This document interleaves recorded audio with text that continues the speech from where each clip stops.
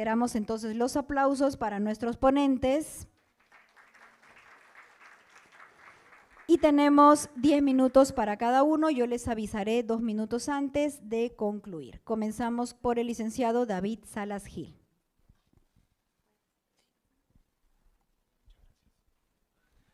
¿Qué tal? ¿Cómo están? Buenas tardes. Gracias por la invitación. Vamos a iniciar. Bueno, en esta breve exposición lo que yo quiero compartir con ustedes, ya que el tema es retos y desafíos en la formación de nuevas generaciones de psicólogos educativos. Bueno, quiero primero partir por una especie de diagnóstico situacional. Lo que yo considero muy importante siempre, cuando hemos hecho investigación o tesis, es que uno tiene que definir claramente el fenómeno. Y en este caso lo que tenemos que definir claramente es la realidad. La mayoría de psicólogos que trabajamos en un colegio, solemos trabajar también en la tarde en un consultorio, ¿no? Entonces, esa es una realidad socioeconómica y eso es algo que tenemos que partir desde ahí. Yo he dictado cursos de psicología en evaluación psicológica en consultorio, veo a mis alumnos y me los vuelvo a encontrar al día siguiente en el curso de evaluación psicoeducativa. Y les digo, ¿qué hacen acá? Es que yo trabajo en un colegio en la mañana y tengo que trabajar en un consultorio de la tarde, David, porque necesito el dinero, esa es la realidad socioeconómica. Ah, correcto. Entonces, hay que delimitar muy bien lo que tienes que hacer en un colegio y lo que tienes que hacer en un consultorio. Entonces, partamos desde esa realidad. Como les decía, ¿no? Psicólogos, y otra cosa, ustedes saben que cuando un colegio publica una convocatoria, por lo general no te dice psicólogo educativo, psicólogo educacional, dice un psicólogo y determinadas funciones, por eso es que postulan clínicos, educativos, sociales y hasta organizacionales. Entonces no hay una delimitación en la convocatoria de la plaza que se quiere cubrir, entonces eso también es algo que hay que tener en cuenta. Pero yo me he topado con una realidad muy interesante. Yo he trabajado en colegios públicos y privados y luego ya he trabajado como consultor psicoeducativo y he encontrado algo muy interesante, ¿no?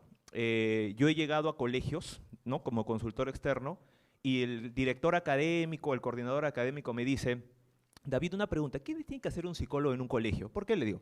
Porque mi psicólogo educativo, y sí, era educativo, para en su oficina arriba esperando que los profesores le deriven alumnos.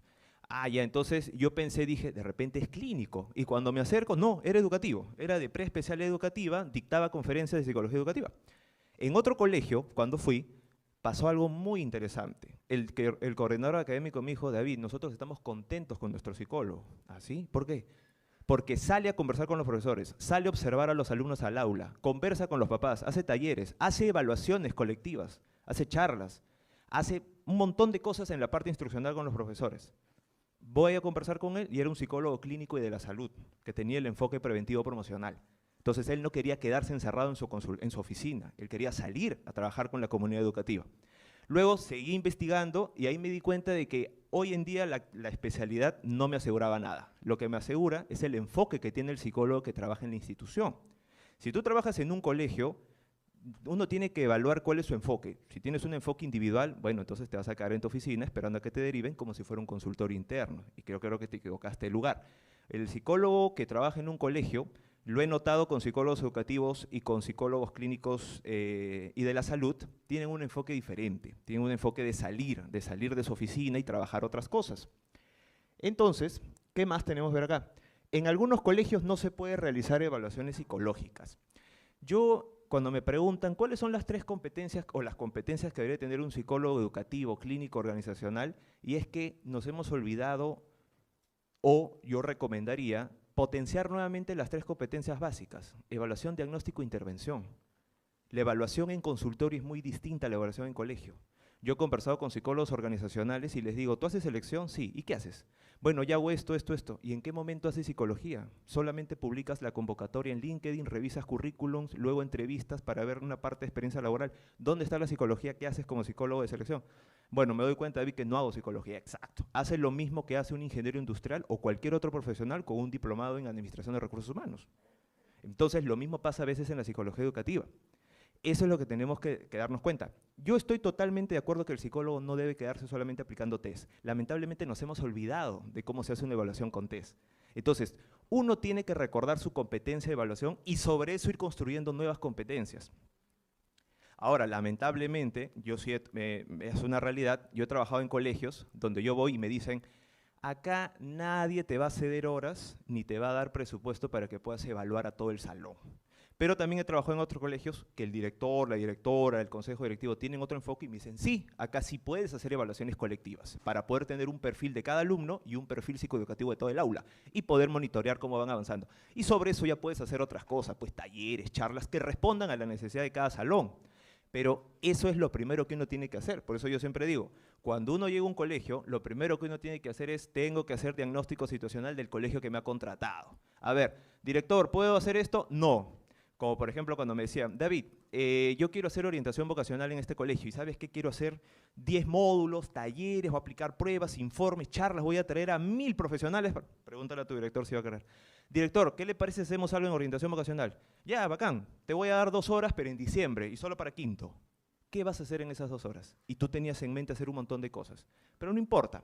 Lo que yo siempre recomiendo es, lo que debemos de saber y hacer en un colegio es una cosa.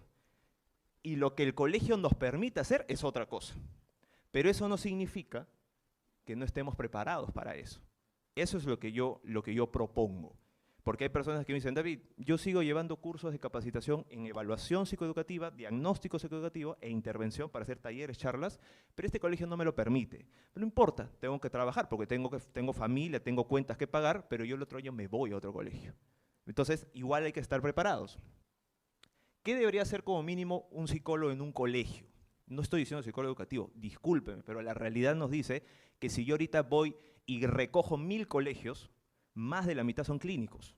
Entonces yo a estos clínicos les digo, oye, si te vas a quedar acá, por lo menos tienes que hacer esto, para que no se tergiverse la función de un psicólogo dentro de un colegio. No, a mí me gusta estar en mi oficina, que me manden pacientes. Te has equivocado, ese es un consultorio. Bueno, pero vamos a seguir. Estrategias preliminares. David, yo no puedo aplicar test porque mis colegios no me lo permiten o no hay dinero. No importa, hay estrategias preliminares. Yo he ido a asesorar colegios donde yo le pregunto al psicólogo educativo y le digo, profesor, disculpe, ¿cuál es el profesor? Le hago preguntas sobre la plana docente y no sabe. Pero profesor, usted ya tiene como 7 meses acá. ¿Cómo es posible que no conozca su plana docente? Por eso yo doy esas estrategias. Distribución poblacional. ¿Cuántos alumnos hay en esta escuela? ¿Cuántas secciones? ¿Cuántos grados? Tengan un mapa, una tabla para poder monitorear. Siguiente, mapeo de casos. ¿Se acuerdan de los test sociométricos que ya casi nadie usa? Yo lo que hago es un mapeo de casos cualitativo. Me voy a un salón, dibujo en una hoja bond las carpetas, pongo los nombres de los alumnos y voy preguntando a los psicólogos anteriores, directivos, profesores, alumnos que hayan tenido dificultades antes, que hayan sido evaluados antes, que tengan diagnósticos, me dicen sí, este. Y en el mapita, en este dibujito que hago de aula, me voy dando cuenta que todos los que tienen trastornos se sientan juntos. Entonces hay que hacer algo ahí. Siguiente, organigrama oficial y no oficial. Supuestamente el director es el que tiene que tomar las decisiones, pero yo pregunto por ahí y un profesor me dice, sí, pero el director nunca para.